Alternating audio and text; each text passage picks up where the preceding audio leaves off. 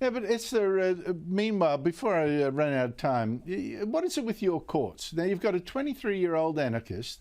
He threw 5 eggs at King Charles last year, shouted that Charles was a pedophile, and outside court last week, he said he wasn't sorry at all. Here he is.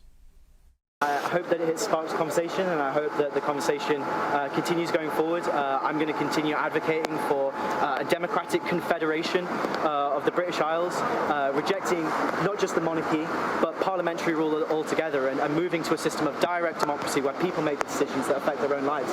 And so if that's what I had to do to get this platform where you're all stood about me, then, yeah, worth it. Well, would he regret it? He gets the chance to give his little speech outside court, not jailed at all. In fact, he was sentenced only to a 12-month community order with 100 hours of unpaid work, which I presume includes giving TV interviews, plus about $1,000 in court costs. That's not a deterrent, Esther, is it?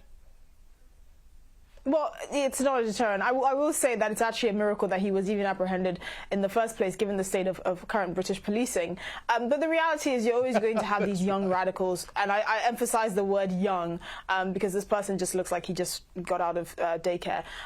Because they believe that their cause is so important that they must assault people and do really disruptive things to try and get their message out there. But the reality is it always backfires. I do wish policing was more tough. I do wish he saw some jail time, but our jails are so overcrowded that I don't see that happening.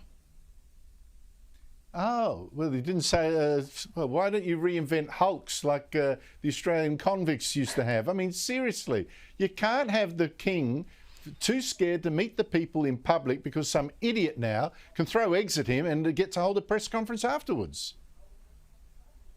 Yes, I mean, it's completely ridiculous. It's not a deterrent at all. And it shows a complete lack of not just, respect for the monarch, but also the public at large. He could have thrown eggs at anyone and he still wouldn't have gotten any jail time. So it's really disappointing.